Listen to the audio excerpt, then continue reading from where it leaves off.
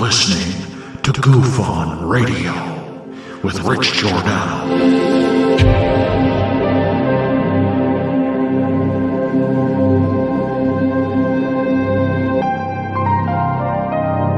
My personal belief is that there is very compelling evidence that we may not be alone.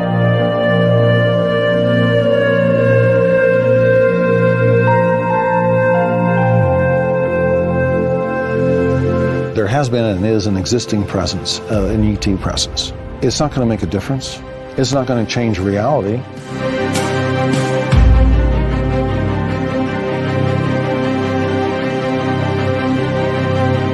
I believe, as do the other folks that were on the flight, that when we visually saw it, that it was something not from this world.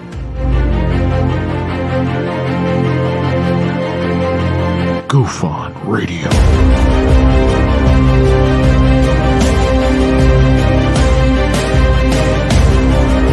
You were either in or you were either out, brother. But the cream will rise to the top, oh yeah. Goof on Radio with Rich Giordano.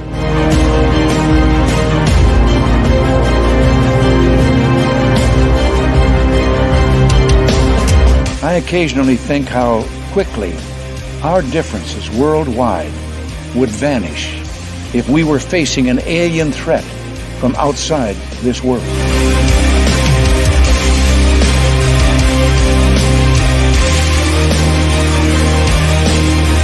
Goof on Radio.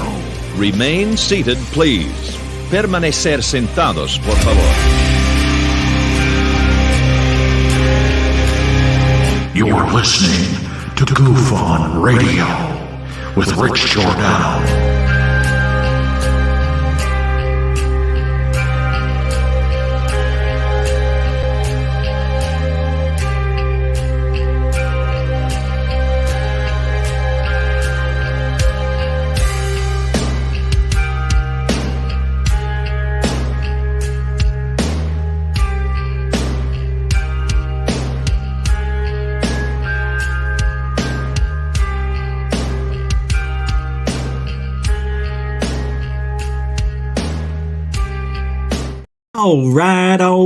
All right. Welcome to Goof On, everybody. I'm your host, Rich Giordano. It is Thursday, June 1st, 2023.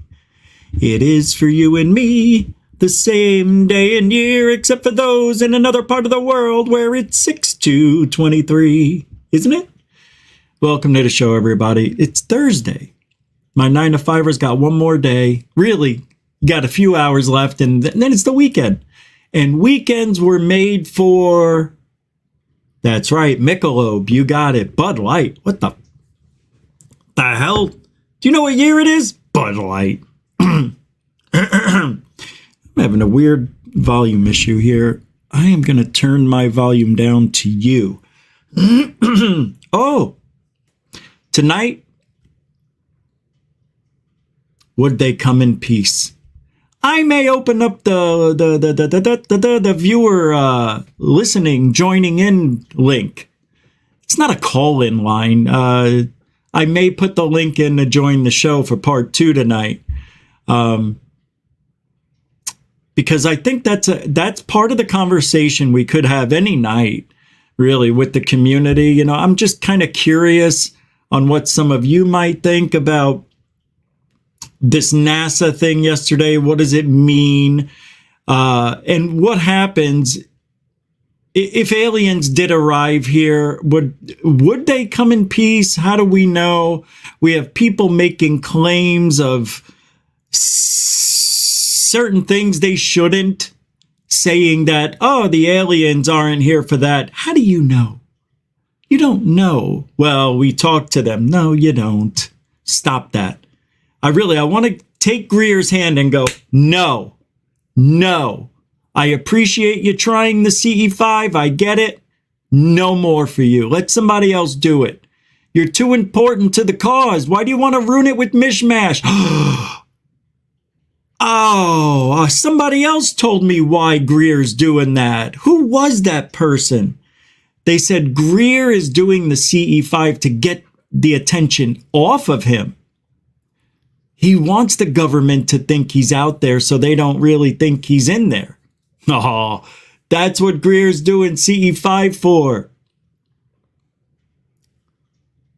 They're going to think he's crazy. He's thinking, if I do this, they're going to think I'm out of my mind, but I'm going to give it my all. I'm going to try to figure it out anyway if we could make contact with aliens. And I tell you what, everybody, I talked to the Phoenix Lights. They were just lights at the time. I don't know who they were, but I told them to go that route. Yeah, I did that. Greer said he talked to the Phoenix Lights. Right. That's why he's in the documentary, The Phoenix Lights. How come he's not in any documentary about the Phoenix? Yeah, that's what I thought too. Don't you think Dr. Lynn Ketai would want to talk to Greer? What do you mean? You spoke to the lights? Should have been, but they didn't. Anyway, that's what we're talking about tonight. Let's do a little bit of roll call. And I already see, holy smokes, Jeanette Angel with throwing down a 10 spot to start the show off. That was at 5 right as the show started. That's your stamp of approval. That's how I know the show's working. Thank you very much, Jeanette, the angel of Goofon. Mucho gusto, generoso, ma'am. Got a couple here. Johnny D throwing down again. Thanks, Johnny D. Continuing the generosity. He says, Goofon, I'm always in. Bless you. Thank you, brother. Bless you too. Alien bless. Thanks, Johnny D. See, you have one of those profile icons, you know, the face. You can never change that. That's how I know who you are. Don't change that. Thank you for the $2, by the way. Appreciate it. Well, you keep supporting like that. I'm telling you. You're going to hit me where I live. You're right here where I live. Like Dorothy, you just did a super dono, Dorothy. Dorothy did it. A super dono, $2 support. Hey, make sure those haters don't see you supporting Goofon over there. Poor Dorothy. She gets attacked for supporting Goofon from the Scambian crowd and the minions over there. I've seen it. It's sad. How can you support that guy? He attacked my kid. Said my kid's a loser. What are the odds he isn't? I mean, I'm just saying... You're going to be raised by that? You're going to get that. Oh, I feel so sorry for that. No, it's not about that anymore. Thank you, Dorothy. God love you. Really. Johnny D, 3 minutes ago, threw down another one. He said, watch E.T. movie. It came in peace. It did. But that was just a movie, my friend. That was just a movie. Don't you remember Independence Day? Don't you remember War of the Worlds? Don't you remember Buck Rogers? Never mind, Buck Rogers. See what I mean? The Blob, Invaders, the Invasion of the Body Snatchers. You know, Invasion of the Body Snatchers. Was that an intentional takeover of the Earth, or was that just a natural plant life being, not knowing society was running around just cloning humans? It was an interesting movie. I want to watch it again. We should do a movie night on the Invasion of the Body Snatchers. Maybe. I don't know. I want a good movie this next time. The other one was good. I just felt it was a little outdated out of the blue. Hey, Johnny, thanks for beefing up the generosity. Another $2. Mucho gusto generoso. And hey, Jeanette Bombach with the nice super sticker, $2. Throwing down the love like it's 1999. I don't know what that means. Girl in the Patina Santa Hollywood 95. That's how I hear the song. 1-2000 party. Oh,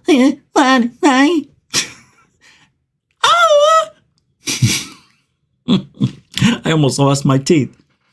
They almost flew out. Thank you, Jeanette Bombach. Love that last name, man. Love it. It's a good last name. It's a strong last name, Bombach. If I was Rich Bombach, I would have been huge. 100,000 subscribers by now. Rich Giordano doesn't have that kind of Bombach.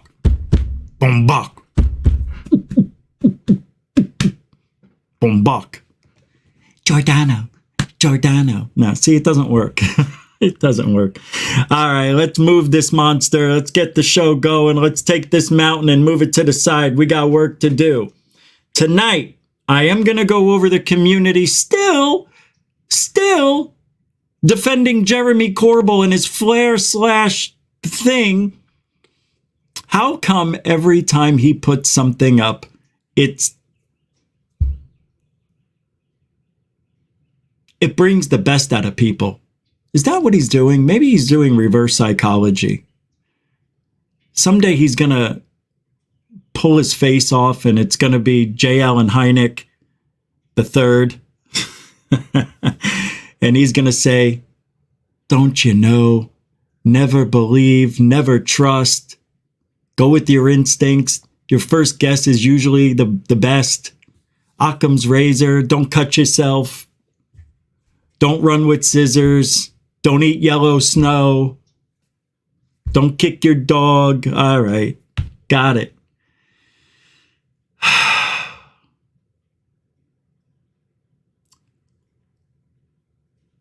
But it's amazing the people that are coming out of the woodwork for this guy. Not many people are defending Corbell. Matter of fact, I'm going to show you something right here. Oh, we've got a couple of videos tonight. That's right. It's a good show put together here. Wow. Moonlick posted something today. We'll get to that on Twitter. It was about how we're being watched. Yeah, always. Oh my God, it scares me. So Jeremy Corbell posted this, and I have to play it because a lot of people took clips from the NASA thing. And of course, we knew we were going to talk about this for a week. Next week, much less talk about it, but it's what's happening. So we've got to keep going with what people are saying, because I find it interesting that some of the people that I thought would back Jeremy Corbell can't back him up on this one. And it's interesting to see the people who do want to back him up but are afraid to say it, like UFO Jesus. That guy is so afraid to say what's on his mind. It's like you're not going to lose a friendship over a hoax, over a flare video. Jeremy knows what he's doing. I deeply believe Jeremy Corbell, George Knapp, this is all planned. Everything they're doing is done with intent to do something, and I don't know what. But what it feels like to me, it feels like a test. But I can't see Jeremy Corbell coming out in the future and or Knapp saying, you know, we posted these last 6 things and we just wanted to test you. That wouldn't fly. So I doubt it's that. I've tried that, and you don't want to do that to your audience. I did it once, and I'll never do it again. People were mad. I mean, mad, but they understood. And I actually had a lot of people backing me up because what I did was a test. I put a video up of a spider web, and I said for 24 hours, I want to see if my own friends lie to me, people who I think I should trust. And everybody was backing it up, saying, what a great video, Rich, unbelievable. And I'm like, no, don't know. You don't even trust me. Do your own research, okay? And the only reason I say that, even though you should trust me, I say it because I have nothing to hide like a Corbell. Corbell, he has nothing to hide because he's doing this on purpose. Telling you there's something rotten in Denmark, in California. But he posted this today. He says, that's NASA with a mic drop for UAP transparency. Whoever thought we would live in a world where science is now interested in studying the fringe topic of the unexplained? Thank you, Maria Telez and Alex Michelson, for covering the news without stigma.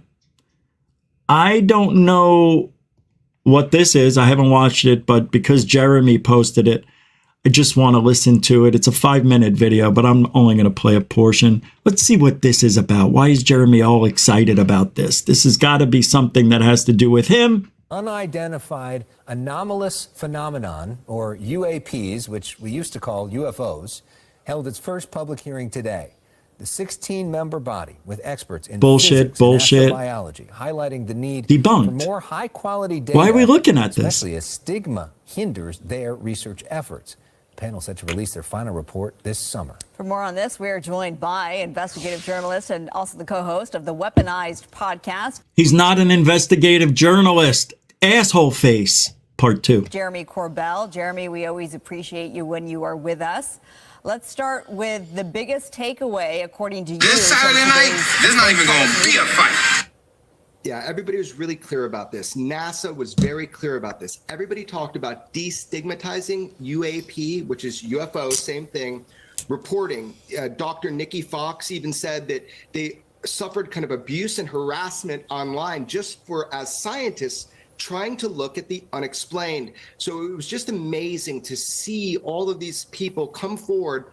Look, NASA, they're going to have a public report coming this summer. The FAA now has 68 UAP reports just this last February. So reporting is getting better. And Arrow, our government UFO program, or UAP program, now has over 800 active cases. So it's working. We're destigmatizing the reporting process. He's so cute. I just want to put him in my pocket.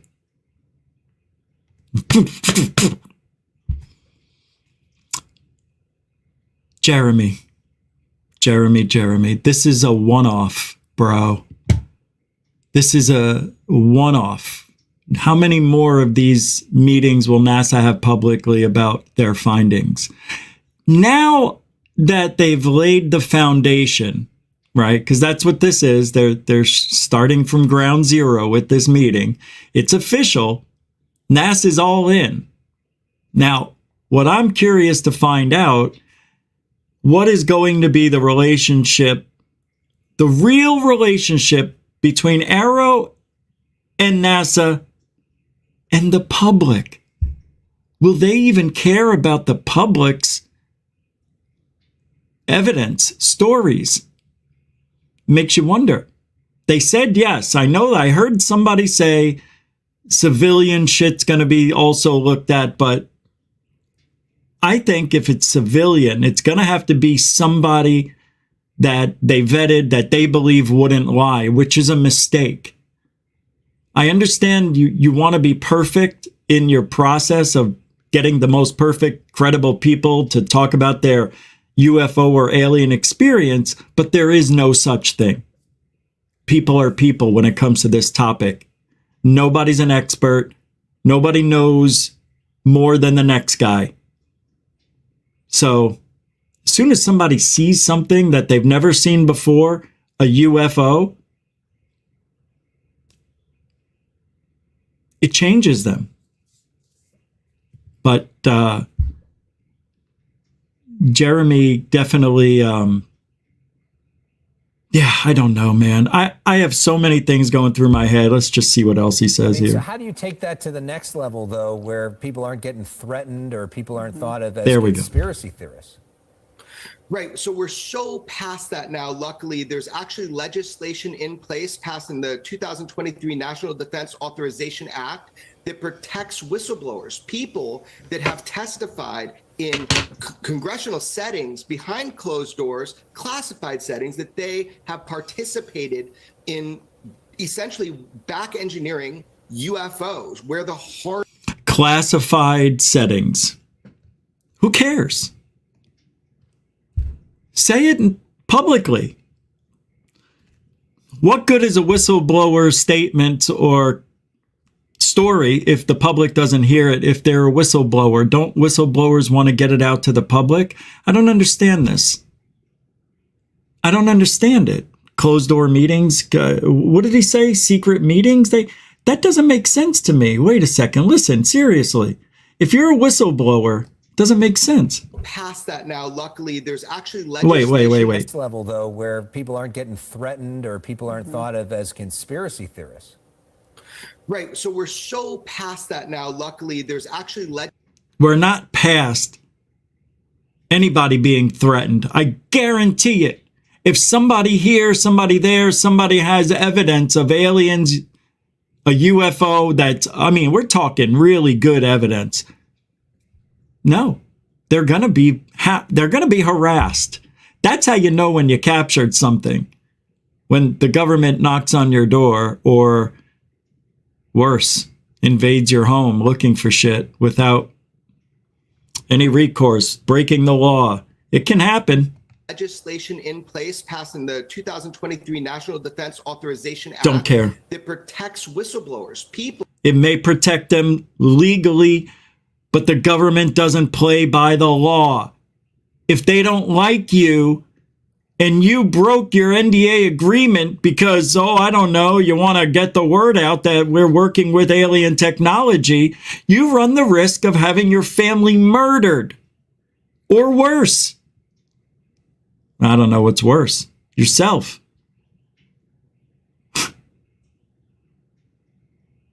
No, seriously. But that's the thing. Nobody's really got any evidence like that right now. Would we have heard about it? I don't know.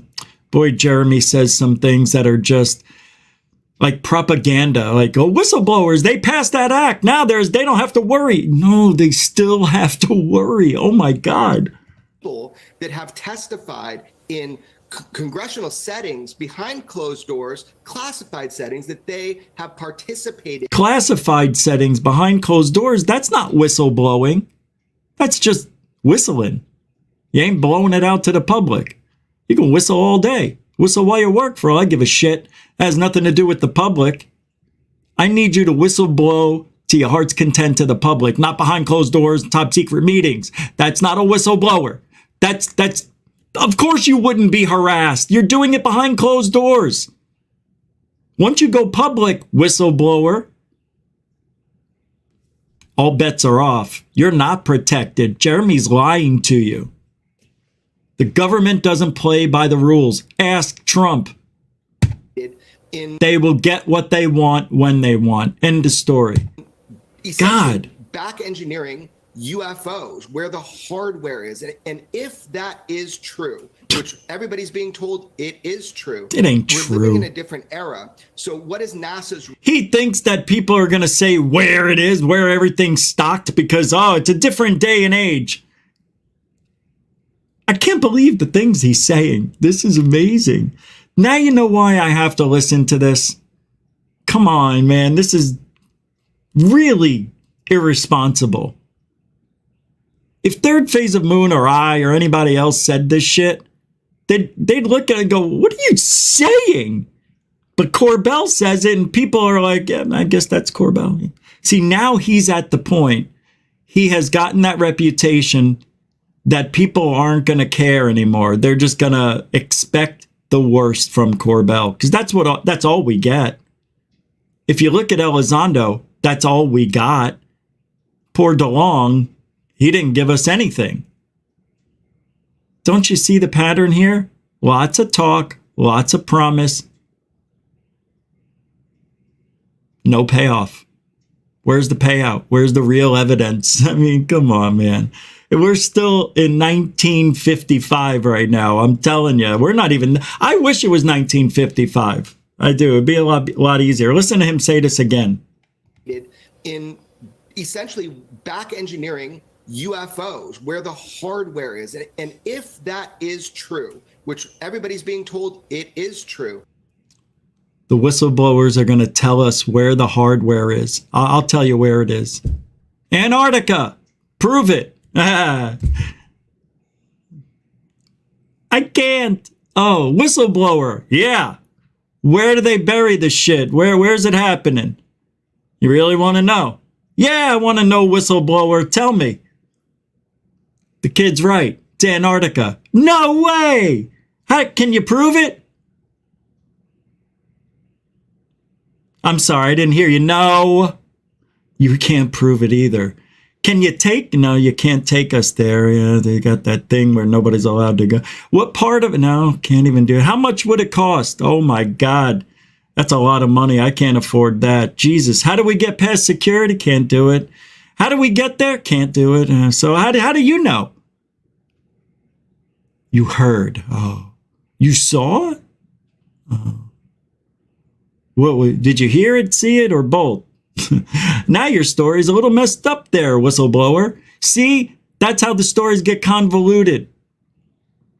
I'm just so upset at this guy. He just talks and he expects us to believe what he's saying when the evidence says otherwise. Go. We're living in a different era. So what is NASA's role in all of this? Well, UAP or UFO, they're just unidentifieds. But if we don't know what's in our airspace, that's a national security issue. So NASA is looking to remove stigma, enroll more of the scientific community. Just because it's in the airspace, they automatically go to the negative. It's a threat. Why is it a threat? Because they could crash into airplanes. Has it happened? Nah, nothing that we could prove. Right. Thank you for saying that. So it seems like they're in our airspace, but getting close, but not really hitting anything. Would you agree with that? I guess I would. Oh, okay. So what's the threat? Just them being there?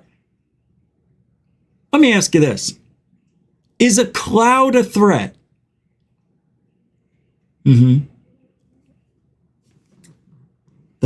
Did you hear that? There was a fly that landed right on the microphone and it went, and I heard it and I'm like, what's going on? Then I saw it in front of me. Is a cloud a threat? No. Why? Well, we have radar that can see through the clouds and, we know what's on the other side. So how big are these objects that you can't see around them? Well, they're not that big, but they don't show up on radar all the time. And would you be able to avoid hitting these things? Or do you think if they went in front of you, you couldn't avoid it? Oh, no. If they wanted to, they could hit us at any time. I've seen the way these things fly. So what's the threat? Because they can outmaneuver us and take us out at any time. We fly around not knowing if we're going to fly around again. So your fear is dictating these objects' intent. Is that what you're telling me? No, not really. I don't know the intent. Exactly. You don't know the intent of these objects yet. You're saying they're a threat because they're there, but they haven't threatened you in any way, shape, or form. So why are they a threat? That's what I thought. They're not, are they? Why can't we go to the positive and say they're there to help us? They're there to guide us. Maybe they're fixing an airplane that may have a problem undetected. Maybe they're in the area just because they want to watch. They're not dogfighting. They're not doing anything like that. And I'm not talking about the Foo Fighters. I'm not going back to World War II. I'm talking about current, last 10, 15 years, 20 years maybe. Maybe, 40 years. You want to go back 40? Go back to 1980. I don't give a shit. But they're only a threat because the government calls them a threat to get that funding for their black budget projects. End of story. That's all it is. I'm not joking around. Not me. I don't joke around like that. I didn't do roll call. Well, it's a little late for that. Thank you, everybody, for hanging out tonight. I see a super chat in there, and I'm trying to get to it. To 20. Who is that? I don't know. Jar Jar. Misa so happy. Yapatursi. $20, man. Holy smokes. Good to see you. It's been a minute. Yeah, I'm glad you're still around. Thanks for the support. A continuing supporter of GoofOn. Jar Jar Binks, everybody. Misa says thanks. Oh, McDonald's. Okay. Yeah. Grazie. Grazie. Mucho generosa gusto. I can't. I'm making myself laugh. Thank you, Jar Jar. It's good to see you. It's a super dono, by the way. Because I know I love you. Thanks, Jar Jar. Jar Jar Binks, everybody. That's good. I haven't seen you in a minute. What's up, Donovan? How you doing? William Bridges, good to see you guys. Chris Rogers, everybody. Hey, Making Dio. What's up, Brian Yates? Mr. Bridges, how you guys doing? Good to see you. Truthertainment, one of the best names out there. Sputnik. Hey, we talked about you the other day. Well, not you, your brother. Sputnik 1. Jeff Gavi, everybody. The Hawk, Dorothy Hawkins. Dorothy, you should be Hawkeye. I know I hate it because they already used that in MASH, but you have an eye. You can see what I think is necessary. You see through a lot of stuff, lady. Dorothy gets it. And she understands Greer more than me. Thor Panku. Rich, the threat is that there are new old weapons appearing, reappearing, and they are too clueless to understand it or believe it. Wait a minute. What do you mean? There are new and old weapons appearing and reappearing? I don't know what that means. Did you mean ancient technology? Like they're finding them in archaeological dig sites? Is that what you mean? Yeah, I don't understand what that means. The threat is that there are new and old weapons appearing and reappearing. I don't know, brother. I'll be honest. I don't understand. And they are too clueless to understand it or believe it.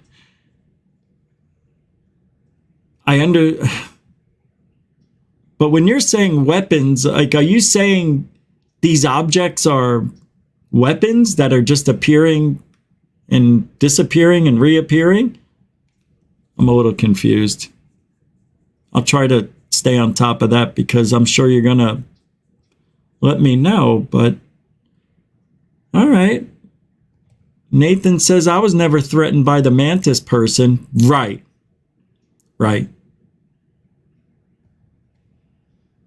Just like that Twilight Zone episode, they just lay back and let us destroy ourselves. Good one.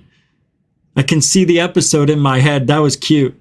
Weren't those like the small, like we came upon a small version of ourselves and we watched them destroy each other's and you see the little trucks on fire and shit. That one. The real threat is not aliens, Thor Panku. Not Jewish enough. I don't know what you mean. That probably happened like a few minutes ago and I'm out of the loop on the conversation.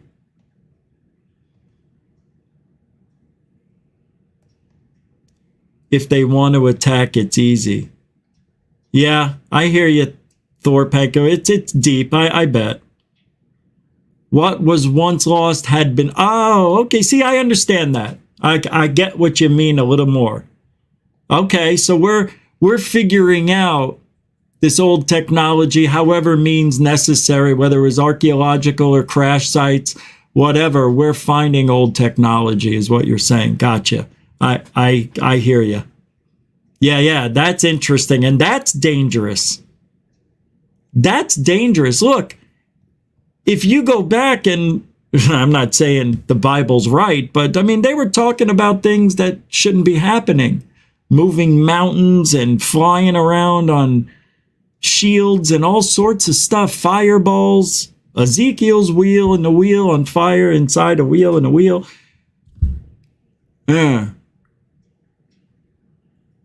Yeah, it's amazing. All right, let's get rid of Corbell. I can't look at that face anymore. You know, it's amazing. Alien scientists got in on it too. He says, because Vicky Verma on Twitter, I don't know if you know who that is, posted, she says, just remembering the testimonial of a former NASA employee, Donna Hare. NASA has many high-resolution photos of UFOs and alien spaceships. That's what she says. But let's hear, because alien scientist says, also look into Solar Warden and Gary McKinnon's story, of course. Carol Rosen and another NASA employee and protege of Werner von Braun, and she explained how information filtering works at the top levels of NASA, so that all official NASA employees are never aware of the sensors. No shit. See? This is why there's, oh God, why do they do it that way? That's why we have issues.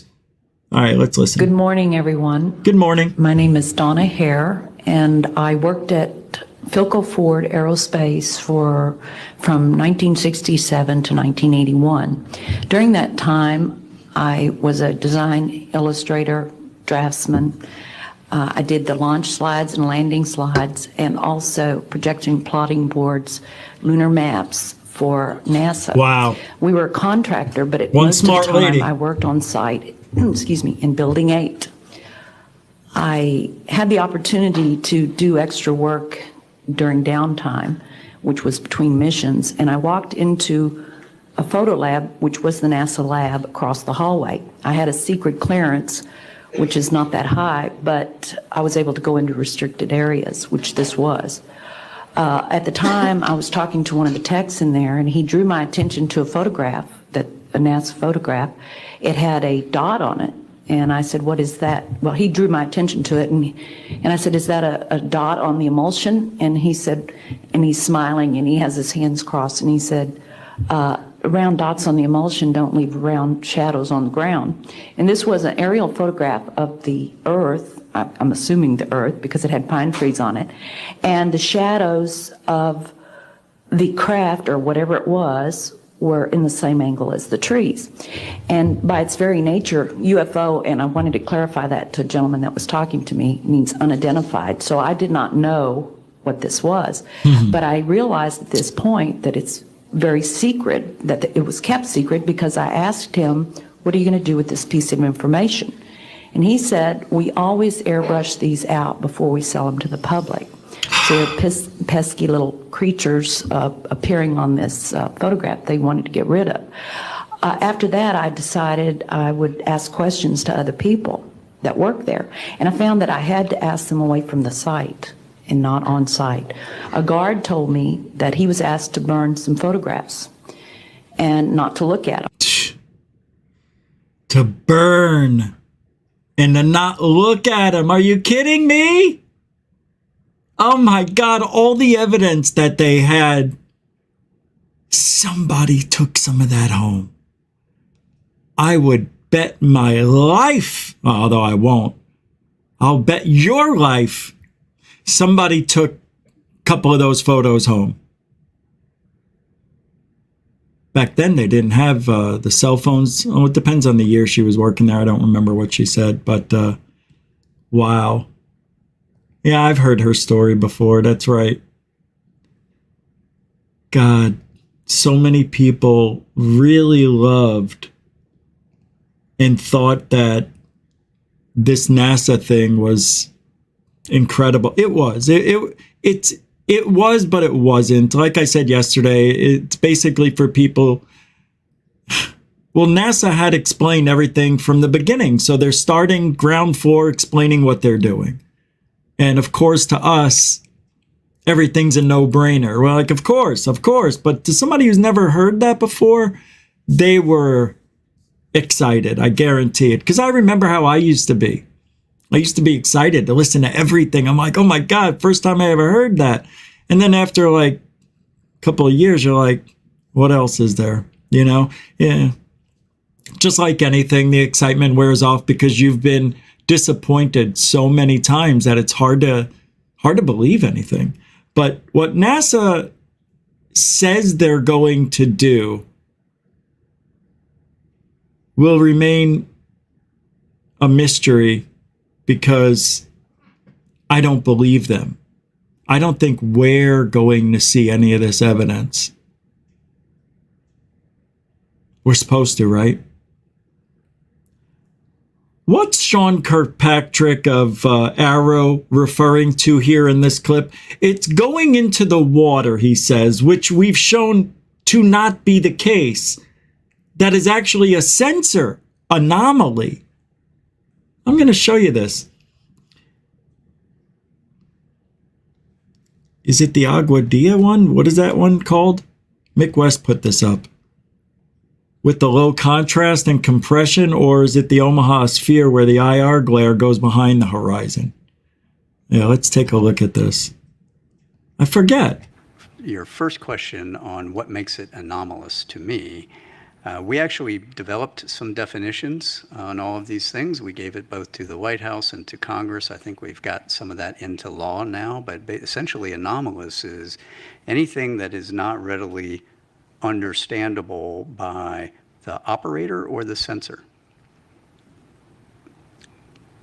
Right? So it is doing something weird, whether that's maneuvering against the wind at Mach 2 with no apparent propulsion, or it's going into the water, which we have shown is not the case. That is actually a sensor anomaly that we've now figured out, and we're going to be publishing all of that. Those kinds of things make anomalous signature. We'll call it signature management, but it's things that are not readily understandable in the context of, hey, I've got a thing that's out in the light. It should reflect a certain amount of light. If it doesn't reflect that amount of light, something weird. Funny. When I talk about that stuff acting that way, everybody thinks, not everybody, but the haters are like, you just don't want to believe. They would say, take your negativity elsewhere. Nobody likes you. I'm like, you don't like the truth. That's why you don't like me. But here we are, and they're talking about the same shit I was talking about. It's an anomaly. We're just not seeing it right. It said the same thing, and nobody, not nobody, but the haters. I thought that was really good confirmation for me, being that I was in the minority during those times.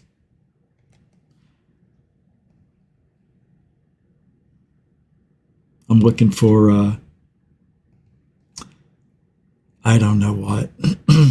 What is this? Oh, this is from Moonlicht. Jeremy Corbell went here, look. I try to pull up your guys' stuff whenever it's usable for the show. JC Corbell went from what created UAPs to what factory makes them. Right. Yeah. All of this was during one NASA press conference. Don't you love an open mind and even more widely open mouth? Yeah. Where were they factoried? I thought that was funny. Moonlicht throwing it down on Twitter. That was funny. You always have good stuff. This comes from Who is Axelrod. After the NASA UAP panel's comments today on the metallic spherical objects, Nolan, Gary, P, and the P is not for professor, needs to hurry up and do some analysis on Jim's ball shavings.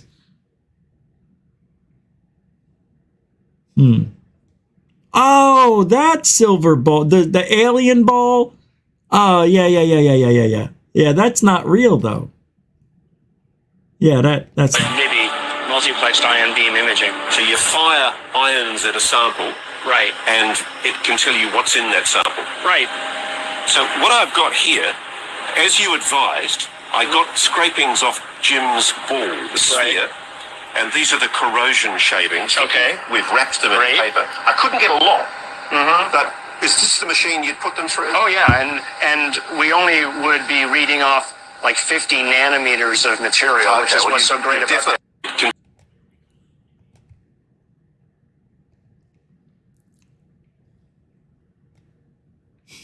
I don't know what to say right now. Chris Rogers throwing down a 5 pound, 5 quid. Wish Corbell a nap into the cornfield, Rich. It's a good thing. I like your style. Chris Rogers throwing down a 5 pound, 5 quid super chat and a great idea. I will bring them into the cornfield and I will show them the exit. Mucho gusto, Chris Rogers. Throwing down the truthology for ufology. That's right, baby. That's what we do here. Truthology. Oh, truthology for ufology. Chris Rogers. Throwing it down. That was a good one. Grazie, grazie. Mucho gusto generoso, Chris Rogers.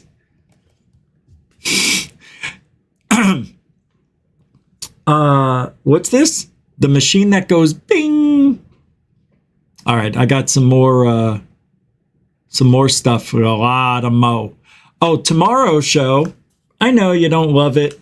I got to go over Skinwalker Ranch. I think it's the end of the season. Thank God. All right, I'm going to pull this video up here. I can't remember ever, maybe once, playing a Billy Carson video, but I've got one right here. I have heard so many bad things about Billy Carson, but then I know people that know Billy Carson, worked with Billy Carson, and said the guy's freaking awesome. And I never ever really paid attention anymore. But today, while I was out at lunch, I listened to Billy Carson. And I can't, for the life of me, see why people hate this guy, want to pull him down. He's not doing anything out of, well, it's out there. And it's hard to prove. But what he says and the way he proves things, I don't know. I like him. I don't see the evil that Scambian pointed out, just because the guy had a history, which Scambian also lied about, the things that happen. It's public record. Yeah, but if you know the truth, like I know the truth, you would know that your story isn't 100% accurate. So whatever people did in their past that had nothing to do with ufology, we all have a past. I don't really have a bad one, but people have a past, a record of a past. But I don't think that diminishes the work they've done in the field by any means at all. That's not fair. Now, on the flip coin of that, I will be paying a little more attention to that person because it's a personality flaw. And look, people get into all sorts of trouble for things that just happen at the spur of the moment. A car accident, getting in a fight you weren't a part of, somebody hits you, you get in trouble, or, something like that. It could be anything. Doesn't mean you're a bad person trying to trick everybody in ufology as Scambian tries to do with this guy. So I'm going to play a clip here of Billy Carson talking some crazy cool stuff. And I don't know, I'm still on the fence about him, but there's nothing that he's saying that's any different from what Greer is saying, from what Corbell is doing, from what anybody's doing in this field. Everybody has their own experiences, has their own thought process, has their own beliefs. And you got to be open-minded because one or some of these people are right. Then you have another planet, which nobody talks about, called Ceres, C-E-R-E-S. There's another planet. It has more fresh water on it than Earth, by the way. Then after Ceres, you have the asteroid belt, okay? The asteroid belt is a exploded... He's talking about the early solar system here, on how Earth formed. And it's really remarkable, his theory. He even said, this is my theory. This is my opinion on what happened. And it's pretty cool. So he he's now telling us the history of the solar system, how there was this planet Ceres, CERES, and then the asteroid belt. So he's going back a little ways to explain why we are finding objects in the earth that are millions of years old, like hammers and screws and other things, saws and other things that are supposedly from our timeline, but they're finding them in million-year-old rocks. How's that even possible? Well, he's talking about how another planet, Ceres, I believe, came in, hit the earth, and anything, all the civilizations that were there at the time, all of their stuff got buried in the catastrophe. And we're finding that old stuff by accident now when we're digging. Has nothing to do with us. It has to do with another civilization maybe 1 million, 2, 3 million years ago. But everything's hidden. It's just the way he explains it here. I believe I got the right part. It really is amazing theory if you think about it. Because how else could there be a hammer or something in rock that's 700,000 years old? How? It can't, it's broken down so much. It's not fake. You can see the erosion and erosion that happens for things to get rusted or turn into petrified, whatever. That takes a long time. So they know it's old. How did it get there? Time travel? Probably not. Probably because there was another civilization, huge catastrophe, which caused a lot of damage on the earth, reset the earth, and, well, here we go. Listen for yourselves. Be a judge. I don't know. What do I know? I just think it was interesting. Planet. It was Tiamat in ancient times. The ancients said this. Now, this is interesting because the earth didn't exist yet at the time that Tiamat was here. They said that Tiamat was so beautiful that the glow from the sun reflecting on it rivaled the sun's glory. How could they know that? How could they know that if the earth wasn't here? What perspective did they see this planet from? What planet did they look at it from? We don't know. But what's interesting is that was a statement that was made in the text. And so Tiamat exploded. A giant chunk of it swung away with all the water. This is where the waters divided from the waters. It recoalesced back into what we now have called Ki, which is the earth. We are part of another planet.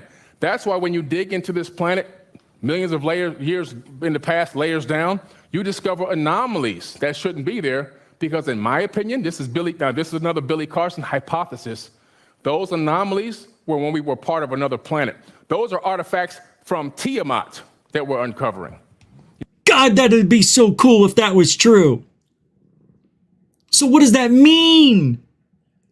That means there could be old ancient cities destroyed in rubble under the ocean, under the ground somewhere. That would be so cool. But yet we've only found, a shovel and an ice pick. Yeah, we're not finding any rigs or any tall buildings yet. So that kind of bothers me. I just don't know how something can be that old if we weren't around. It really is a great theory. Here we go. You never heard anybody talk about this before. Right. That's my whole theory. So I'm working on a show about this right now. So you see you have the way that our solar system is set up, and you have the asteroid belt right there between Mars and Jupiter. Right after Mars, there's a little tiny planet called Ceres. Like I said, it's hardly on any star maps or anything. But that right there, that what you're looking at, what they call the hammered bracelet in the Bible and other texts, the ancients have known about it for eons. That is actually remnants of Tiamat, an exploded planet. And this right here is actually a NASA image from nasa.gov. It shows the path of a brown dwarf star. You can kind of see it in the lower corner, passing through our solar system. Okay, now this brown dwarf star, they've now actually found it. Here. They've labeled it a planet to not call it a star. They call it Planet 9. It actually orbits in a very strange elliptical orbit. It orbits our sun now every 4,200 years as the orbit has changed over time. Oh, used to be 3,600. A little, 6 little planets orbiting it. 6 little planets orbiting it. It says it's another solar system in our solar system. So we don't live in a solar system with one sun. No. Look, Saturn has 69 moons. Come on, that's not a solar system. Yeah, you could call it. It may have its own ecosystem if you want to go that route, but come on. I don't think it's got its own solar system unless it has its own sun. I don't remember what he said. Brown dwarf. We live in a binary solar system. And so as scientists at NASA and other space agencies started to research the skies and they launched the WISE telescope, they started to find out and realize, wow, wait a minute. Trinary and binary stars are more common than solar systems with single stars. And where are all these weird anomalies coming from? They noticed that Neptune and Saturn switched places because something came through gravitationally huge and made it switch orbits. We know this because we can actually rewind the orbiting clock with a computer simulation and find out all the original orbits. So they know that happened. We know that something passed by so bright. So all you have to do is rewind the clock, the orbit, and it'll automatically see it switch places with Neptune. Did you just hear what he said? What he said doesn't make sense. And this is how they get you. This is why maybe Billy Carson is Billy Carson and not Greer. Because maybe he says more wacky. Look, here's what I know. If you use one of those computer things, because I have them, like Starry Maps, Night Sky, whatever you want to call it, Cosmic Watch. There's all a million apps that monitor everything, and you can choose it to go back as far as you want in time. Billion years, yeah, you can have. But I've never, ever, ever gone back and seen what he's talking about. Probably because it's not in the program, but it should be. So if you tell me you rewind the clock, everything's in an orbit right now. All of a sudden, somewhere along the line, Neptune and Uranus switch places? How? Because something came in and disrupted it? But you don't do that by rewinding the clock. I mean, see, that kind of shit bothers me when people say stuff like that. It doesn't make sense. Listen. 6 little planets orbiting it. 6 little planets orbiting it. It says it's another solar system in our solar system. So we don't live in a solar system with one sun. We live in a binary solar system. And so as scientists at NASA and other space agencies started to research the skies and they launched the WISE telescope, they started to find out and realize, wow, wait a minute. Trinary and binary stars are more common than solar systems with single stars. And where are all these weird anomalies coming from? They noticed that Neptune and Saturn switched places because something came through gravitationally huge and made it switch orbits. We know this because we can actually rewind the orbiting clock with a. You can rewind any orbiting clock and you don't see another object come in and create havoc. And I said Uranus, I meant Saturn and Neptune. It's just a ridiculous. And he also said something else that was ridiculous before that. With a computer simulation and find out all the original orbits. So they know that happened. We know that something passed by so he said that we are a binary star system.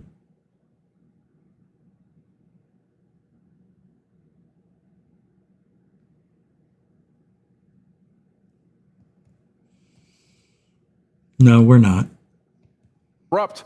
It caused Mercury to slow down its spin on its axis. One Mercury day is 60 Earth days. That's how slow it spins on its axis. And we're going to talk about Mercury today if I can get to that slide. It's an important slide to get to. All right? This is where the astronomer came forward on this actual clip here. This is a screenshot of it. And he said, astronomers discovered dwarf planet 7.5 billion miles from the sun. Now, what they don't say on that little line there in the actual clip, the astronomer says that it's orbiting its own star, a brown dwarf star. What is a brown dwarf star? It's Jupiter.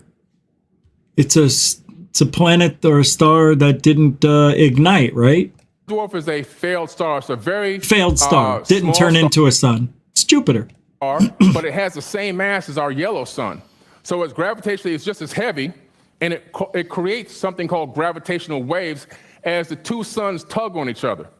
Back about 12 years ago, I started digging deep into astronomy, and I got really heavy into it, started buying really nice telescopes, right? And started scanning the skies, and I started studying the precession of the equinoxes for myself. And as I started... All right. Anyway,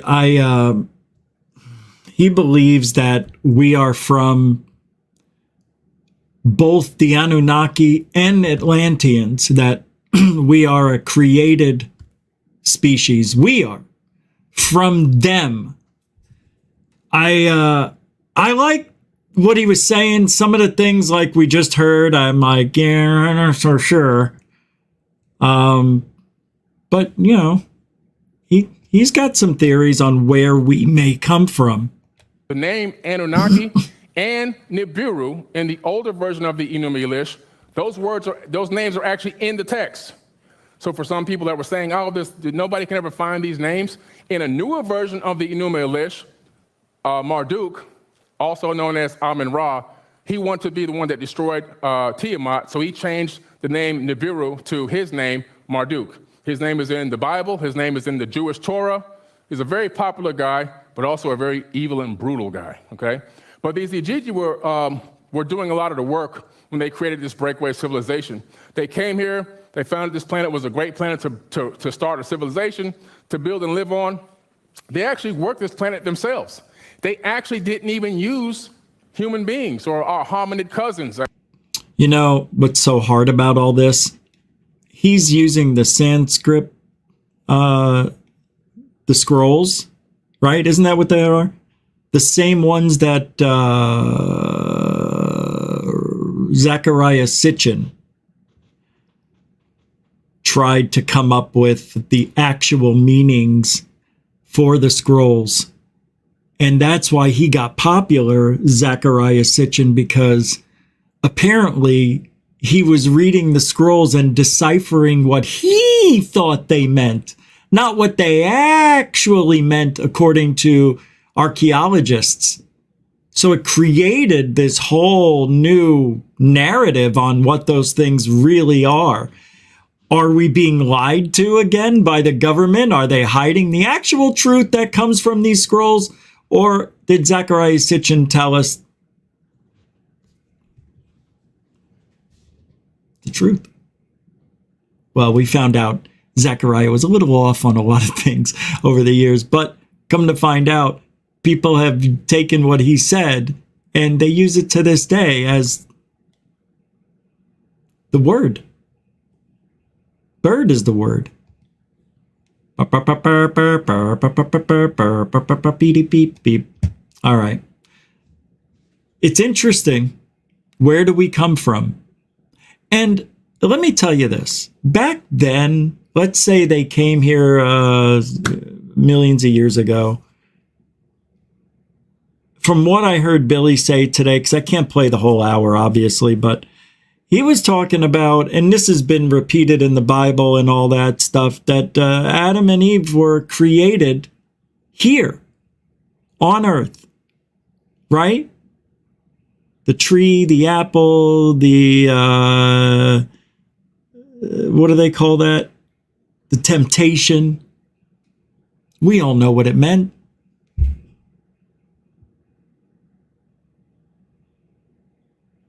Makes you wonder. See, I think the Bible, you know what Bible stands for, right? It's an acronym.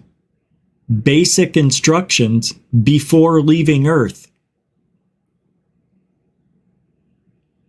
If you leave Earth and follow the rules of humanity that God had laid out in the Bible. Now, I'm not, you know me, I'm not a Bible thumper, but this is what I imagine people are saying, that read the Bible, believe in aliens, and that we are created somehow from the alien gods, the Anunnaki, and everybody, whoever else is out there. Who is the Anunnaki and who else? No, the tall whites, was it? Atlanteans, the Atlanteans. Sapphire Elf, you probably know all about this stuff. You probably know it all. I don't. I don't. I'm just like, for me, I always stayed away from this stuff, but you know what? After a while, you got to start paying attention, because what else is there to talk about? You know, it gets old after a while talking about the same things. So it's nice to have these kind of shows where we talk about things that we don't normally talk about. Now, with that being said, there was a UFO sighting about month and a half ago that to this day, people don't know if it's real, if it's CGI or what. Well, I saw that the Hidden Underbelly had a video up about it. UFO filmed by pilot from the cockpit of a plane over Antioquia, Colombia. You know this, but I just wanted to see what was said from his channel. You already know the sighting. This is only a minute and a half. It's not that long. Have a smoke. Okay, guys, we have got this crazy piece of footage to take a look at that was captured from this pilot's plane. So guys, let's have a look at the footage and then we'll have a real quick chat afterwards.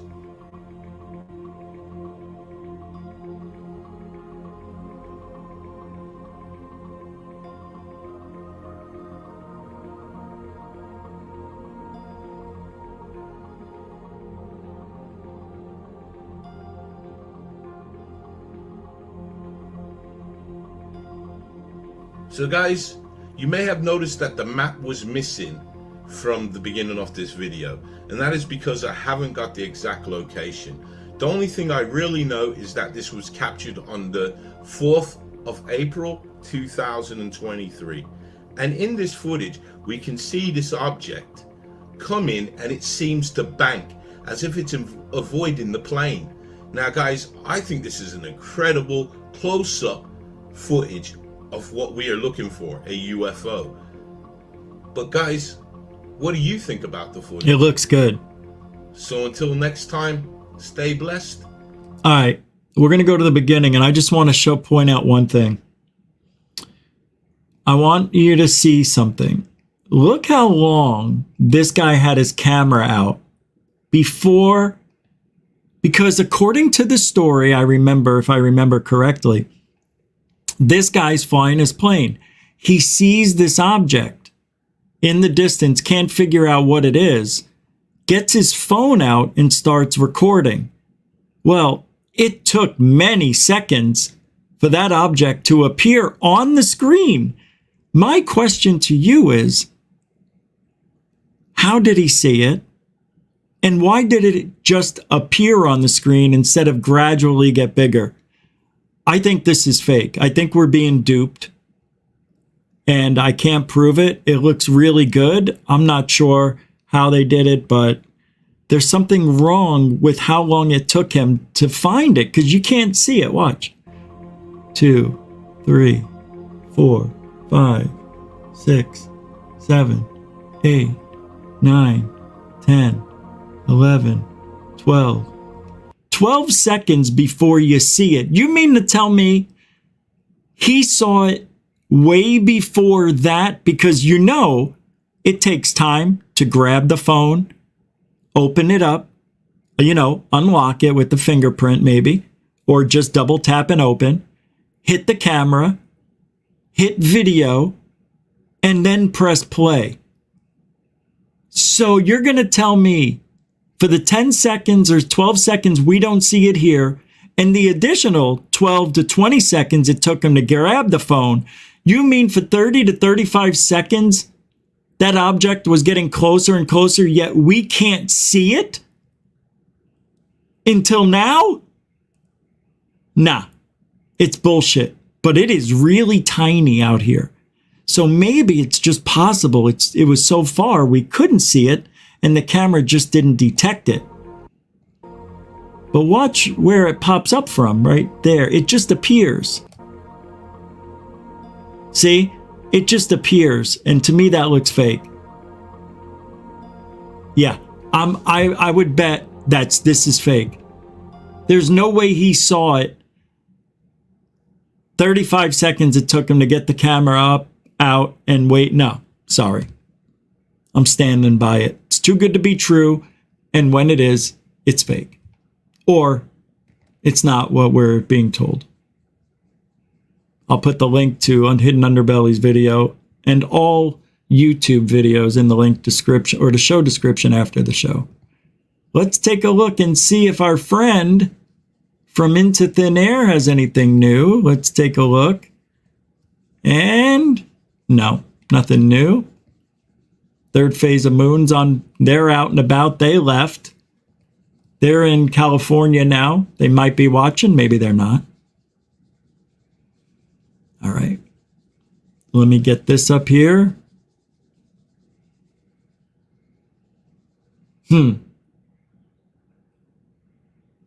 Oh my God. Okay.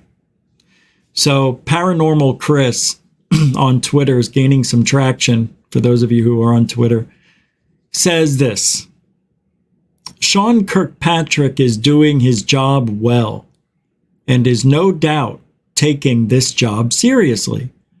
That was even acknowledged by one of the panelists, stating how he, Kirkpatrick, has one of the hardest jobs in our government and is still being harassed. So I said, don't you think the border crisis, the war with Russia, Ukraine, inflation, the homelessness problem, and record crime in the blue states are more important than a UFO task force at Arrow? He has the easiest job because he doesn't have to do much. Just pie charts and graphs. So far, not too hard. And somebody answered back, says, 100%. Hey, somebody cared what I said for once. Thank you. Thank you. Lou Elizondo posted this. He says, number 2, whatever this is continuing from, it was finally admitted that orbs are being seen all over the world and maneuvering in uncharacteristic ways, and that stigma is still a major problem. Also, that NASA staff are being harassed is reinforcing the stigma. My perspective in this is historic. Your perspective in this comes from 7 to 8 different personalities that you acquired while on Twitter, Mr. Tubby. Your perspective is tainted because you are tainted, Mr. Elizondo. And I say that with no respect. You get no respect. After what you did, you should be banned. He should be blackballed from even speaking to any of us. This guy, look, Joe put this on Twitter. Even Lou claims that he wants people to stop harassing Kirkpatrick and the NASA staff. Weird, however, that at least one of his devout followers and someone that Lou himself follows is a massive internet troll and constantly harasses Neil deGrasse Tyson.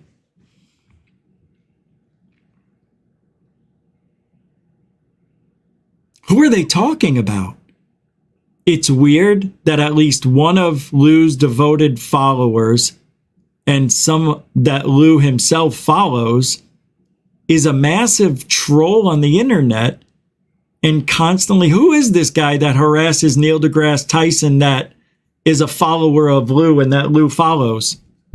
Gee, that sounds like to me Gary P. Nolan. Because that's what Gary P. Nolan is. He is a keyboard bully, and then he'll block you. Yeah. He does drive-by shootings, drive-by trolling. Yeah, because he can't handle it. He can dish it. Same with Lou. They can dish it, but they can't take it. Lou goes home and cries to his wife. And she's like, get off me, you fat ass. I can't breathe. Stop with your crying. Jesus, it's the internet, Lou. Grow up. Oh, sorry. Can't grow anymore. Lou's a shower, not a grower. Or is it a grower, not a shower? I don't know. All I know is any part of Lou is too much. I can't stand them. No, can't. Sorry. NASA's UFO hearing regarding the FAA and the question of where does all this UFO data go? Remember what we were told by one of the top FAA officials at the citizen hearing of disclosure? On disclosure? That was the event put together by Ruben Langdon.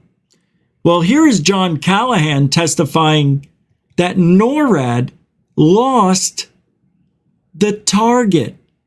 And what the CIA guys told him when he gave them radar data of a huge UFO, this event never happened, we were never here, we're confiscating all this data, and you're all sworn to secrecy. Remember that guy?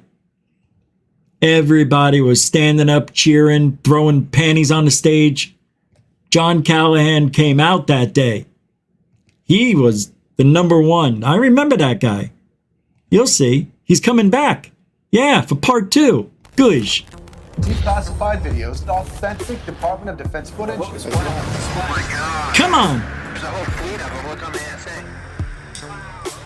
They had a UFO chase a 747 across the Alaskan skies for some 31 minutes, flying in controlled airspace without the FAA's approval. NORAD called. They lost the target. This was the first time they ever had more than a moment of radar data to look at. The CIA guy standing next to me says, this event never happened.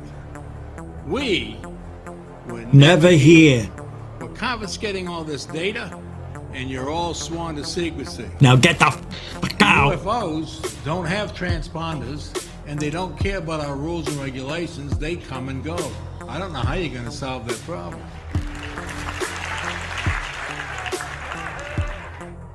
What a stud. Declassified videos, authentic Shut up. Department of Defense footage.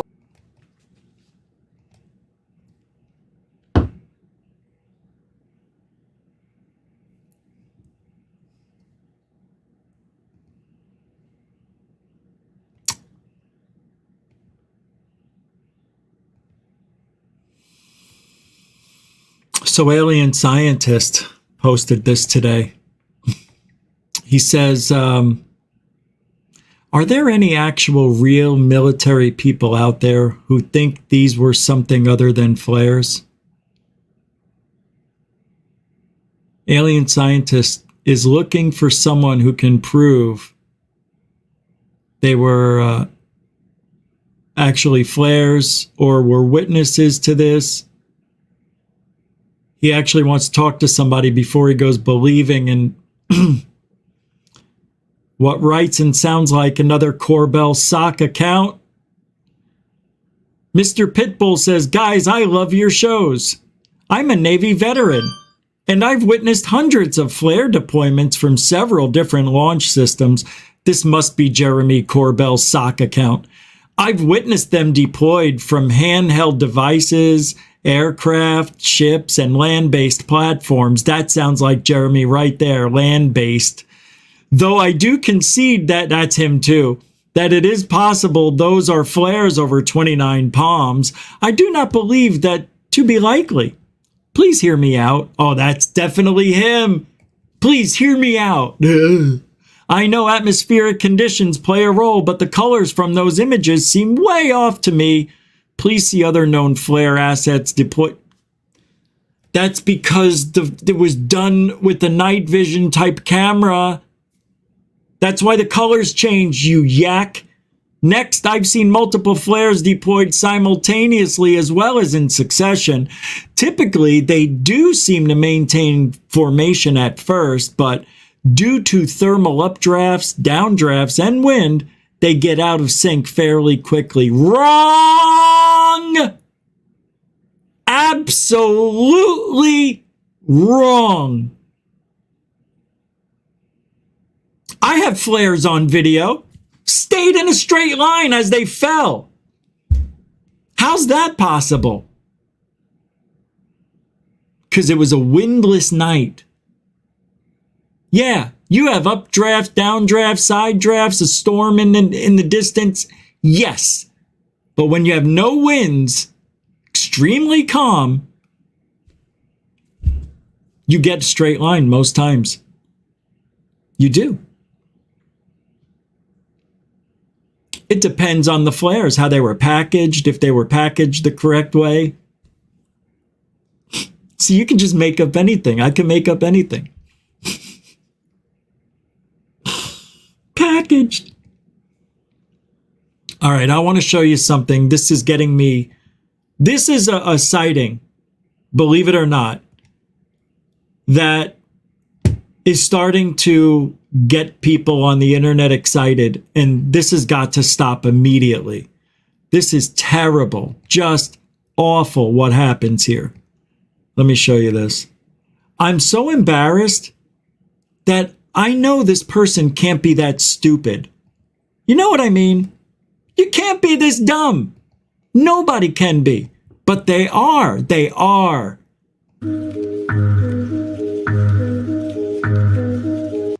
These are chemtrails, contrails, whatever you want to call them. The airplane is putting them out intermittently. Intermittently? That's all this is. It's not a UFO. These are chem clouds. Oh, I can't stand people sometimes. I really can't. Watch them. Watch. I'm on video. I've got the same thing. Those are UFOs, they're trying to say.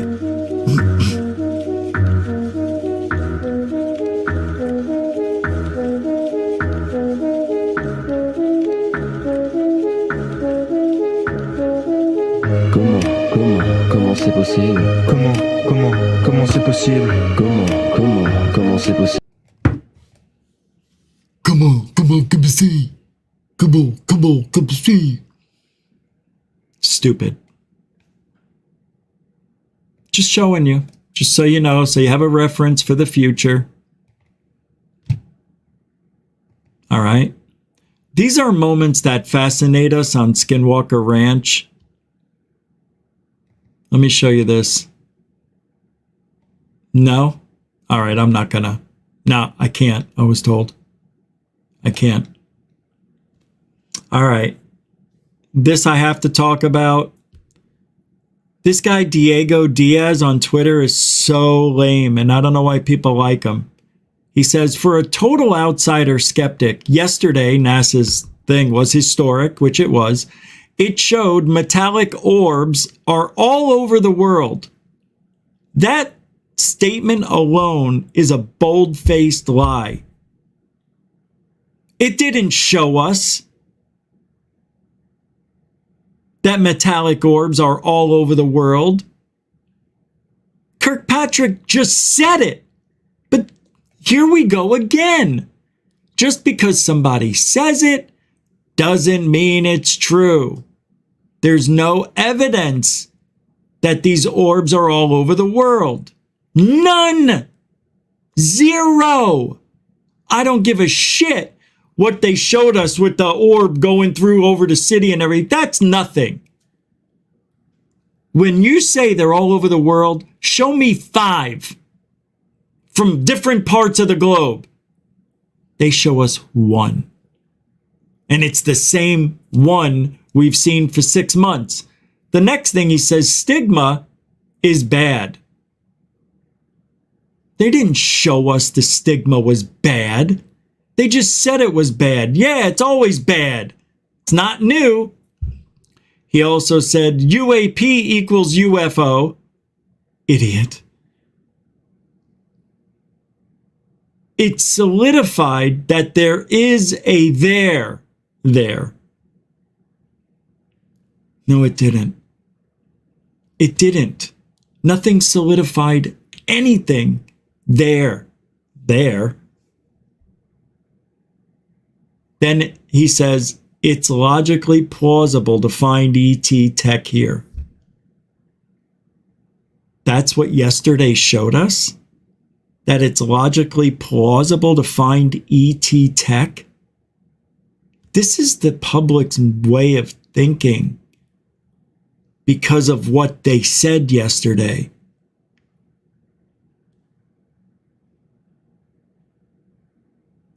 And take it out of context or make it whatever you want. I don't remember anybody saying it's logically plausible to find ET technology here. Wow.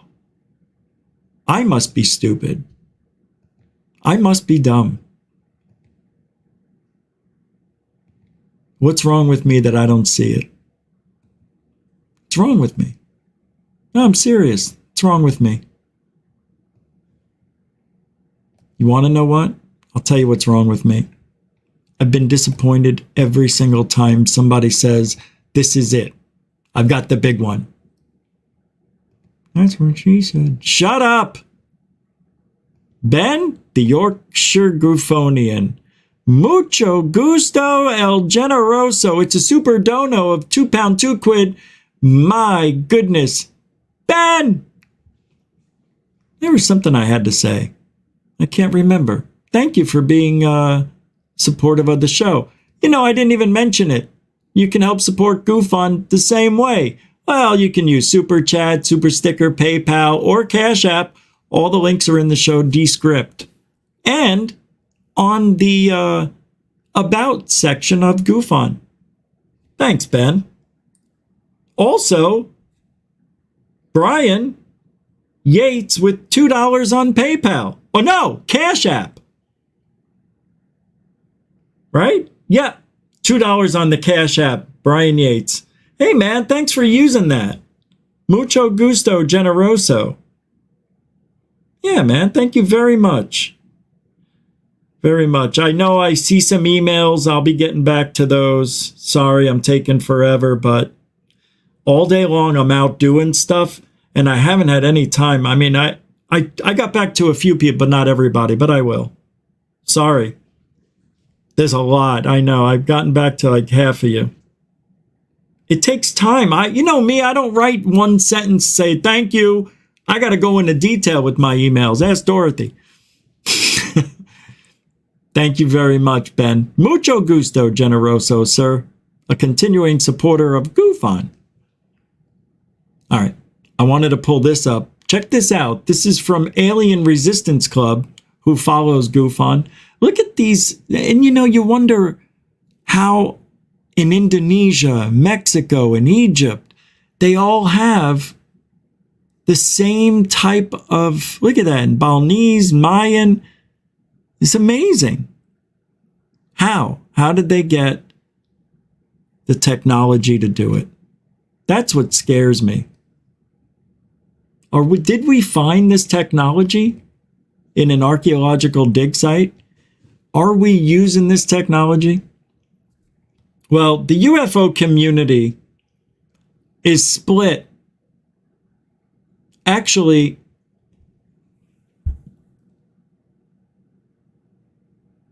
this community is, not only is it split, it's fragmented. You have different cliques and different groups of people. Right now, it seems like there's a community lull. And that worries me. Maybe on this side of the community, things are that way. But I know Amy's trying to reach out to other people, get on other shows that are brand new, starting out, or just been around for a few months. She's trying to get the word out. Mr. B's Truth Seekers eventually be a guest here too. Joe Monk's here? Hey, Joe Monk, what do you say? How do you be there, mister? Been a minute.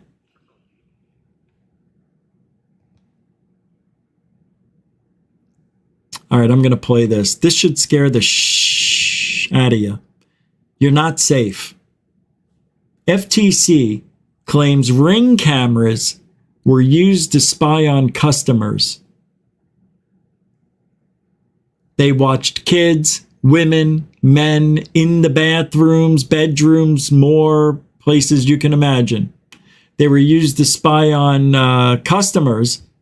Amazon already admitted listening 24/7 through Alexa.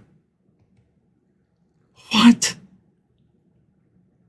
Can you imagine? It's insane. I would love to be one of those people who could listen in. I would love that. I'm crazy that way. All right, let's take a listen to this. Trade Commission alleges in a suit that Amazon Wait, this has got to be old. How old is this? Yesterday? He's still around? I thought he was dead. On Ring users. The FTC claims Ring employees viewed thousands of stored videos and live streams of intimate rooms, wow, bathrooms, and also insulted and harassed people through the two-way unit. Let's bring in the lead Federal Trade Commission attorney, Elisa Gilson.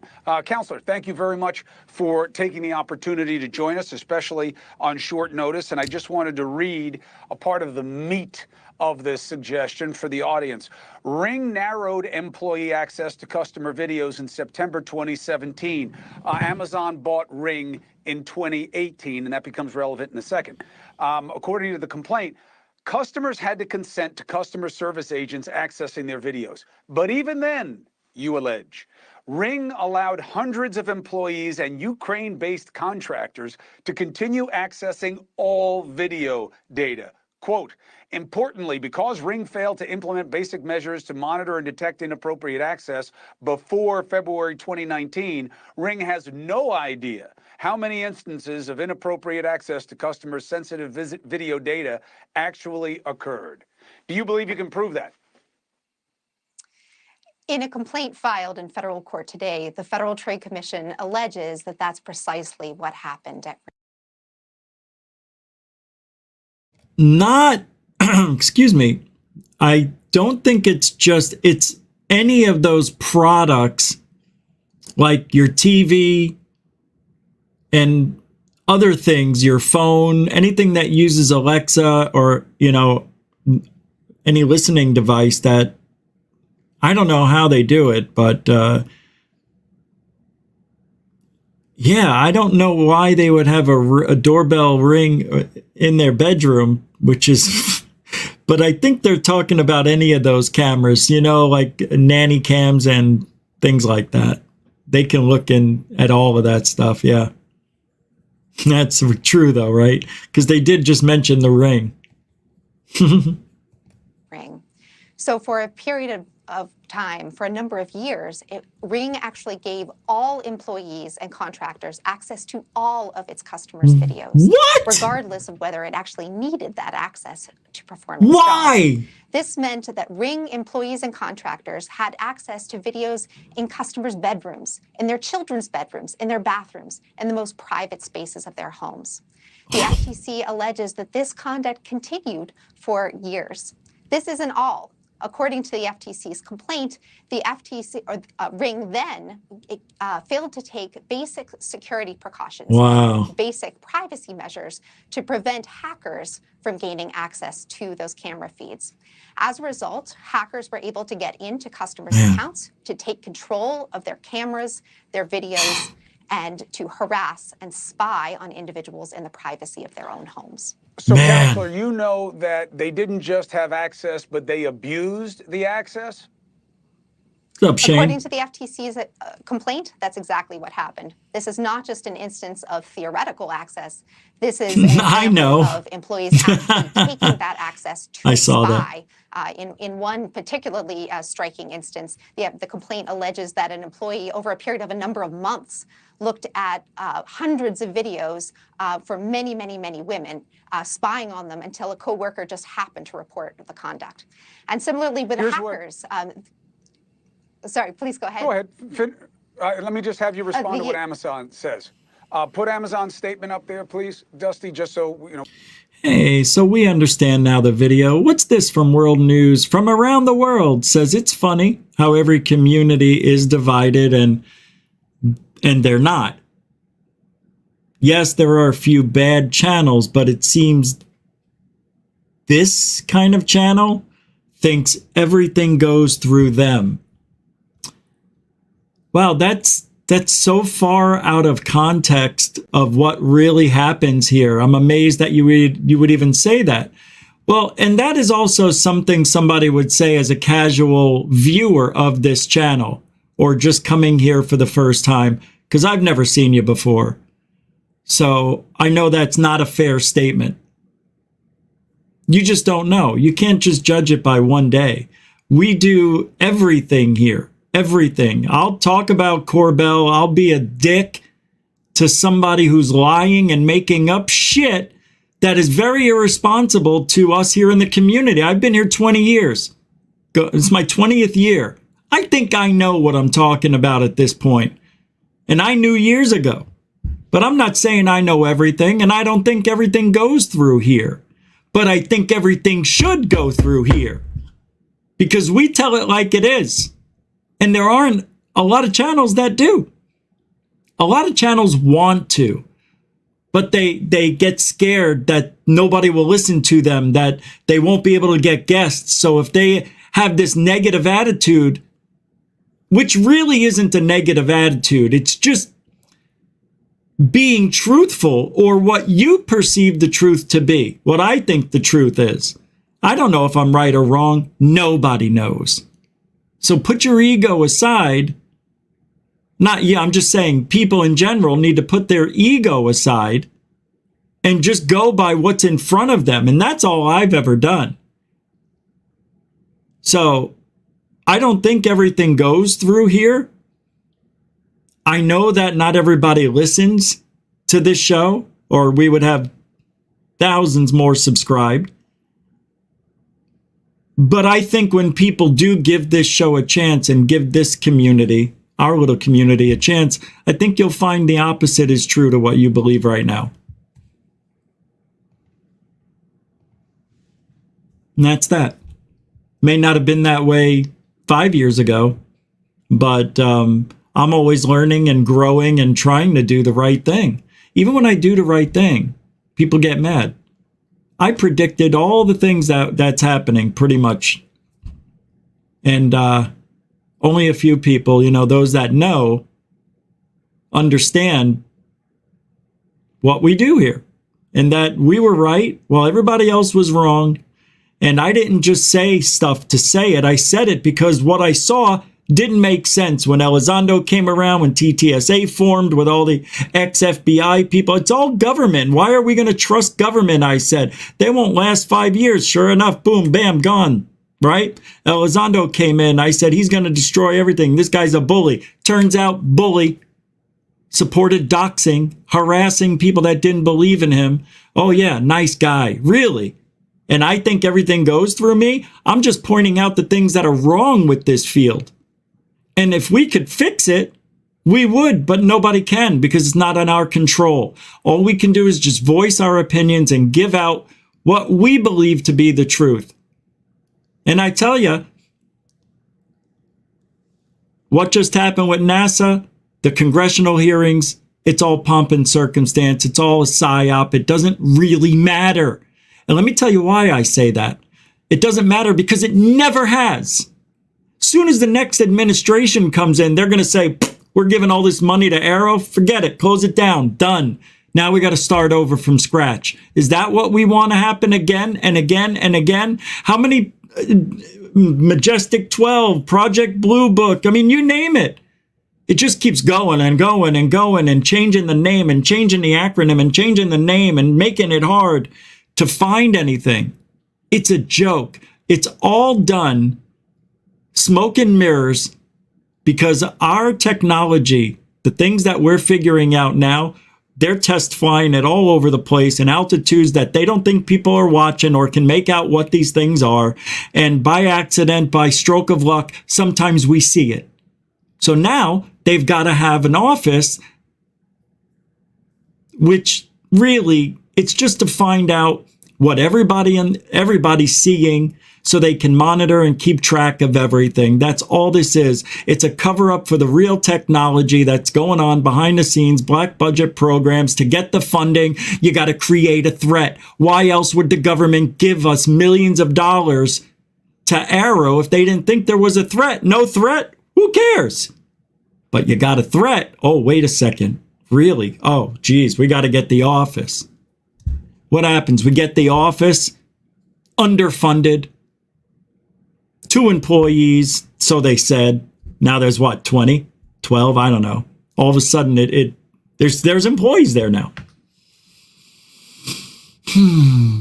But we're the bad guy. We think everything goes through here. It's amazing. You know, all we do here, all I do, is say what everybody's thinking, I think.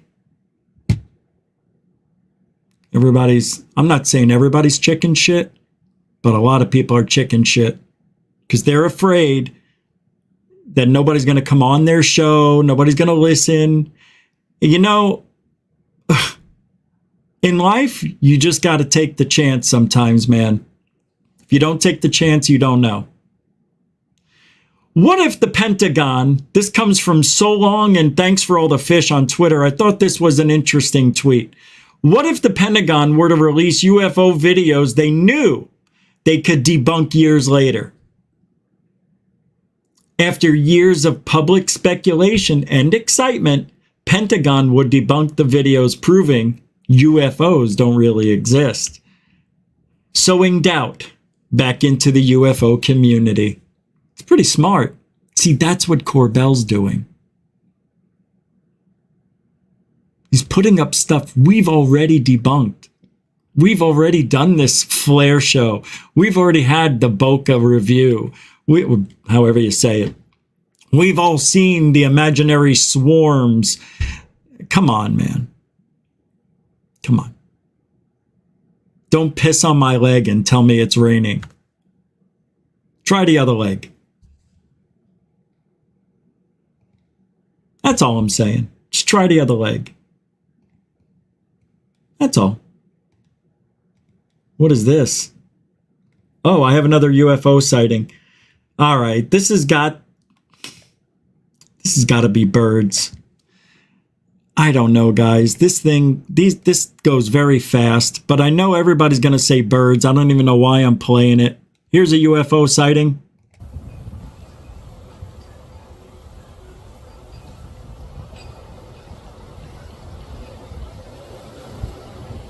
Look how fast it's going. I mean, that's pretty fast, but look at the wind. It's blowing the same way. So I think this has got to be a batch of balloons, because that's what it looks like. Or birds. But I don't see any flapping. But look at the wind in the tree, see? Those are 20, 30 mile an hour winds, so we're being bullshitted on. End of story. Gotta look out for all that. See what I did? I figured out there's no flapping. What else could it be? Could it be UFOs that are about to land? Don't you think that would be all over the news? So now you look at, well, Jesus, why are they going so fast? Well, look at the tree. Pretty windy. And the guy tried hiding it by skipping over the tree at the end. Watch how fast he goes. Wait, tree. See? You learn all the tricks by testing everything.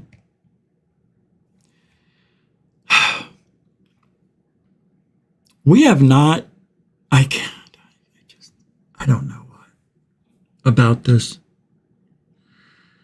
So you remember Red Rum Joe Merja? I don't know. I think that's how you say his last name. This guy is popular on Twitter and shouldn't be, but he is in his own little clique of friends. And what he says here, I have to say something. I have to. Charlie Weiser, who's one of my favorite people that ignores me on Twitter, has some great tweets. So here's what Merja says from UF. Click on it, go. Are people just too lazy to do some basic checking before congratulating Mick West on Go Fast? He's always said it was parallax, which taught me something in his good analysis, but he's given variable speeds. Mick, hold on. The NASA scientist from today and anybody else analyzing Go Fast are looking at a short clip of an allegedly longer video, and thus that's incomplete data. The most important thing, ATIP labeled it anomalous for a reason. Why do you think Elizondo and company did that? Do you think Lou, A-Tip, and anybody who did analysis of Go Fast were unfamiliar with parallax? Do you think that maybe in the entire video, the maneuvers and speed it displayed are why it was labeled Go Fast? Only one way to know. Release the entire video. So I said, and I'm trying to be nice. So I said, Joe Mergen knows as much as a third grader when it comes to his gullibility factor and critical thinking. We all get, when all we get is a 30-second video, that's all we can analyze. It may be incomplete, but it's as complete and as factual as it's going to get. With limited evidence, limited results.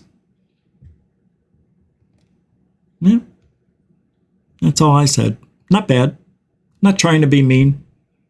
But Red Rum Joe blocked me, so I don't know if he'll see that. But she blocked me, so maybe she'll see it.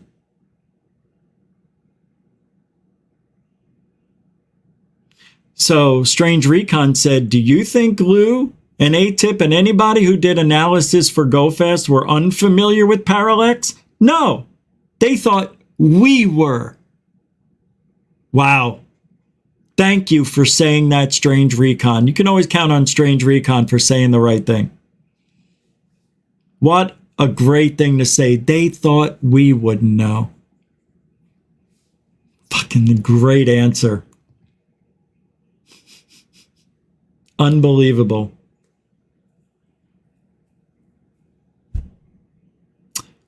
A new viral video allegedly shows a UFO, but something doesn't pass the smell test. Why did I pick this today? Hold on.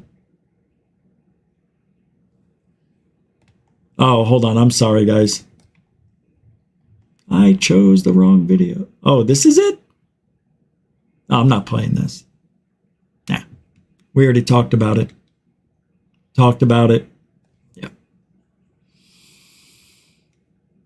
Yeah, it's funny. When you get people that come into this show and they're listening for the first time, I know what it's like to go into a podcast and hear the person going off on some rant, and I am like, this sucks. Why would I want to watch this? And it was only a 30 seconds. I was there a minute, and I didn't give it any chance. Months later, I go back, and because I kept getting the feed of this channel in my UFO feed, I'm subscribed to the channel because I subscribe to every UFO channel as long as I like them. And I don't subscribe to the haters, of course, or I unsubscribe to them. But what was I saying? I forgot what I was saying. What was I saying? See, I went off on a tangent. I started thinking of something else. What was I? Can't go backwards, can I? Hold on, I want to go back. Let me see what I was saying. Hold on, here it is. No. Here we go. Let me see what I said. Strange Recon, saying the right thing.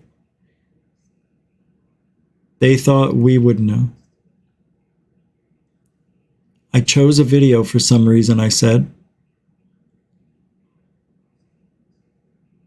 Well, here it comes.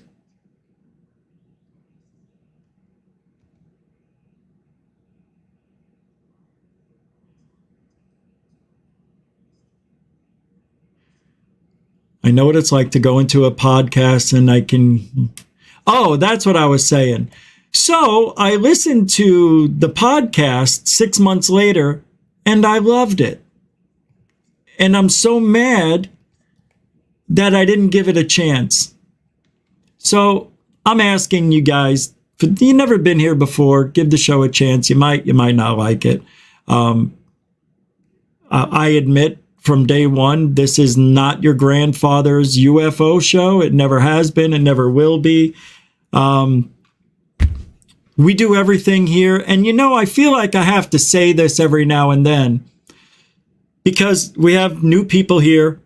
Even though the subscribership doesn't show it, we have a lot of new people here, and I can imagine how many subscribers we really have. But they don't get it. You know, they just see me going off, maybe making a voice or doing something silly. And every now and then we let off steam here and I have a really good time. It depends on the weed strain. You know, if it's a sativa and indica or mixed both, a hybrid, if I had some edibles, forget about it. But we always try, I try every show to teach a little, to show a little, and to have a little fun. So with that being said, like I usually say, I hope you had a good time tonight. I appreciate all the help and the support. Thank you, moderators and super chatters. Thank you for the support. Like, nobody's business. You guys are the greatest. And I am the most humbled and most appreciative of every one of you. And thank you, newcomers. And thank you, veterans. Teach these newcomers what we're about. Don't be shy. You stuck up for me through all the hard stuff. Let's just keep going and overcome that. And like I said here, we're almost drama-free. Almost drama-free. It's right over here somewhere. Almost. Yeah, my name's in the way.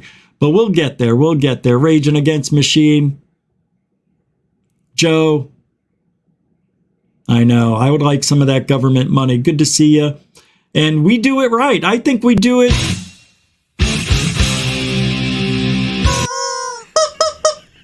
Truthology for ufology for you and for everybody else out there. We'll be back tomorrow. Got a good one. We're going to go over some Skinwalker season finale. I believe it's season finale, whatever it is. We're going to do a little bit of that. And I am going to try to finally get some videos, one or two of my videos up. Oh, and I'm going to leave you tonight with the video I have today. Let's see if it made it. Let's see if I got it. Oh, no, it didn't. It is. I got it. I did make a part of a video for the members, but this is just a portion. I went to the haunted house today because I wanted to talk to them about a reschedule for the ghost hunt. And they were closed. They weren't supposed to be. The Stringer Mayhome. Check it out. Well, I'm out of here, but I want to say thank you, everybody. We'll be back tomorrow, 7 p.m. Eastern. And like I try to come up with some way of saying goodbye every night, be safe, be kind, and alien bless. We'll start the weekend tomorrow. I'll leave you with this. What are the odds? This is the museum. Control, this is Flight. We're tracking 3 fast-moving objects. This is the front door. The museum is closed. Didn't say it online.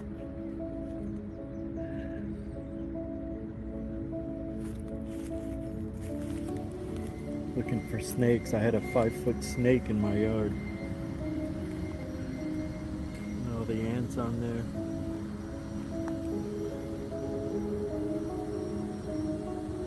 It's hard to see. Dedicates the museum, Heritage Museum, to Mr. and Mrs. Hensley in appreciation for their continued support. 1993. There's ants everywhere.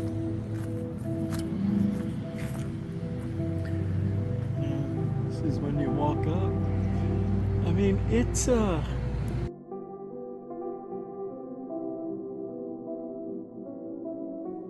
Oh, what's going on? It's old. This house needs some repairs. That's for sure. That's sister's ass. Sure. Big old tree they used to hang witches on. No, I don't know. But Your mother's ass. Stop with the video. Why is it doing this? All right, I think that's enough. Look at What? this. You know, for a museum, I don't think they're getting funding. But Jesus, that tree is huge. Warning. Control life. Warning. Warning. Failure. Control life. Warning.